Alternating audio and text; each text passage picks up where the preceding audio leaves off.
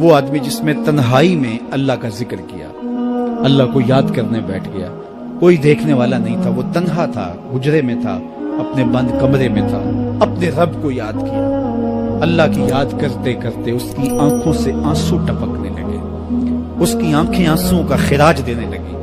تو میرے اور آپ کے آقا و مولا نے فرمایا کہ یہ آنسو اتنے قیمتی ہیں، ان آنسوؤں کے بدلے میں قیامت کے دن اسے عرش الہی کا سایہ نصیب ہو، عرش الہی کا سایہ اسے نصیب ہوگا ان آنسوؤں کے بدلے میں۔ رومی علیہ رحمہ فرماتے ہیں جہاں پانی گرتا ہے وہاں سبزہ اگتا ہے، جہاں آنسو گرتے ہیں وہاں رحمت اترتی ہے۔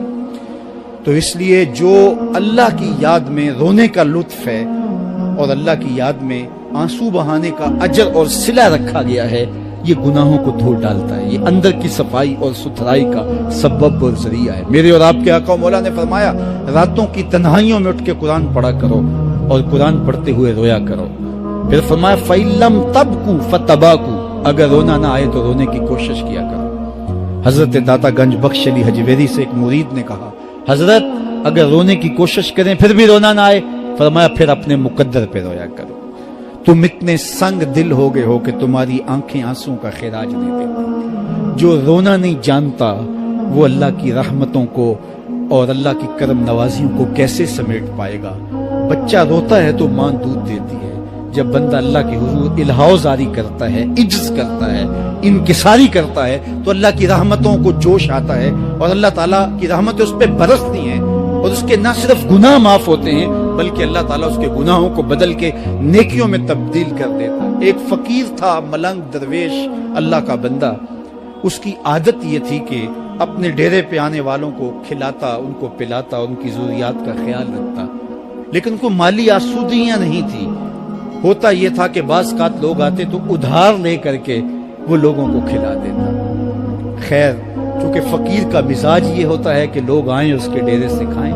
بابا بلے شاہ نے بھی کہا تھا نا، اٹھ کھڑک کے دکڑ بجے تتا ہووے چلا، آن فقیر کھا کھا جاون راضی ہووے بلا۔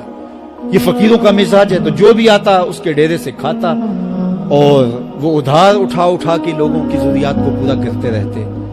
وقت آخر آ گیا، جن لوگوں نے ادھار دیا تھا وہ سارے تقاضا کرنے آ گئے۔ اب بابا جی کو کیا فکر لاحق ہے کہ یہ میرے مہمان اور میں ان کو کچھ پیش کرنے کی صلاحیت نہیں رکھتا۔ ایک بچہ تھا، وہ کچھ سامان بیچ رہا تھا، پتیسا بیچ رہا تھا یا کوئی اور چیز بیچ رہا تھا۔ اس نے گلی سے گزرتے ہوئے آواز لگائی، خادم کو کہا سے بلا کے لاؤ، کہا تم بیچ رہے ہو تو میرے مہمانوں کو کھلا دو۔ بچہ بڑا خوش ہوا کہ میں سارا دن گلیوں میں گھوم کے یہ پتیسا بیچنا تھا، اب یہ ایک جگہ ہی سارا فروخت ہو گیا تو یہ تو موج لگ گئی، میں جلدی گھر چلا جاؤں گا، میری ماں خوش ہوگی۔ تو سارا ان مہمانوں کو کھلا دیا گیا اور اس کے بعد کہا بابا جی پیسے؟ کہا تم بیٹھ جاؤ، جب ان کو ملیں گے تو تجھے بھی مل جائیں گے۔ وہ بیٹھ گیا، 2 4 10 منٹ بیٹھا تو بچہ تھا، پھر کھڑا ہو گیا، بابا جی پیسے؟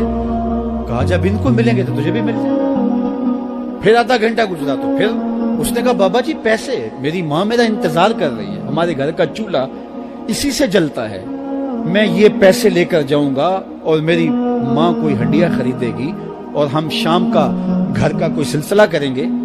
کہا بیٹا جب ان کو ملے گا تو تجھے بھی مل جائے گا۔ بچے نے رونا شروع کر دیا، یتیم بچہ تھا، اس کا سارا آسرا یہی تھا، اس نے رونا شروع کر دیا۔ جب بچہ رویا اللہ کی رحمت کو جوش آیا، کوئی مرید نذرانہ لے کے ان بزرگوں کے پاس آ گیا اور اشرفیوں کی بھری ہوئی تھیلی پیش کی۔ وہ اتنے پیسے تھے کہ اس بچے کو بھی دیے، جتنے لوگ آئے تھے سب کا قرض چکایا، کہا جاؤ گھروں کو۔ تو سب نے کہا بابا جی ہم صبح سے بیٹھے ہوئے تھے تو یہ نذرانہ دینے والا صبح سے نہیں آیا، تو اب کیسے آ گیا؟ کہا صبح سے تمہارے اندر کوئی رونے والا نہیں تھا، ایک رونے والا آیا تو باقیوں کا بھی کام بن گیا۔ بعض اوقات کسی ایک شخص کی وجہ سے باقیوں کی خطائیں بھی معاف ہوتی ہیں۔ آج ہم اجتماعی طور پہ تا حد نظر اندر باہر اوپر نیچے اتنے لوگوں کے ہجوم میں اللہ کی بارگاہ سے یہ توقع رکھتے ہیں کہ مالک کتنے ہجوم میں کوئی ایک تو ہوگا جو تیرا لاڈلا ہوگا، کوئی ایک تو ہوگا جو تیرا بہت قریبی ہوگا، کوئی ایک تو ہوگا جس پہ تیری رحمتیں برسیں گی۔ تو مالک اس کے صدقے سے ہماری خطائیں بھی معاف کر دے، ہمارے گناہ بھی معاف کر دے۔ کوئی ایک رونے والی آنکھ مل گئی تو باقیوں کا بھی کام بن جائے گا. اٹھ فریدا ستیا تے میلا ویکھن جا, وت کوئی بخشیا مل جاوے تے تم ہی بخشیا جا. میرے مالک ہم سب کی خطائیں معاف کر دے, ہم سب سے درگزر فرما, اور ہم سب کے باطن کو ستھرائیاں دے دے, ہمارے اندر کو پاکیزگیاں دے دے. بہت وقت میں نے اور آپ نے صاحب گزار لیا, تیزی کے ساتھ زندگی بیت رہی ہے. میں اگر اپنے آپ کو دیکھوں تو میری زندگی کتنی بہاریں کاٹ چکی ہے. اگر آپ اپنے آپ کو دیکھیں, کوئی 60 سال, کوئی 20 سال, کوئی 25 سال, زندگی تیزی کے ساتھ گزر رہی ہے. بندہ جب سوچتا ہے کہ میں 40 سال کا ہو گیا ہوں تو آگے میری زندگی کے اگر 30 سال بھی ہیں تو 30 سال تو کافی ہیں, لیکن وہ پیچھے اگر پلٹ کے دیکھیں تو 40 سال یوں گزر گئے جس طرح چٹکی بجائی جاتی ہے. جب چٹکی بجانے کے وقت میں 40 سال گزر گئے محسوس ہوتے ہیں, تو جو باقی 30 سال اگر ہوئے بھی, وہ تو گمان ہے میرا, وہ تو گمان ہے آپ کا, ہمیں تو ایک سانس کا بھی نہیں پتا. پوچھا گیا زندگی اور موت کے بارے میں کیا خیال ہے, کہا فجر پڑی ہے, پتہ نہیں ظہر پڑھ سکیں گے یا کہ نہیں. کہا اتنی لمبی امیدیں لگائے بیٹھے ہو, کہا ظہر پڑی ہے,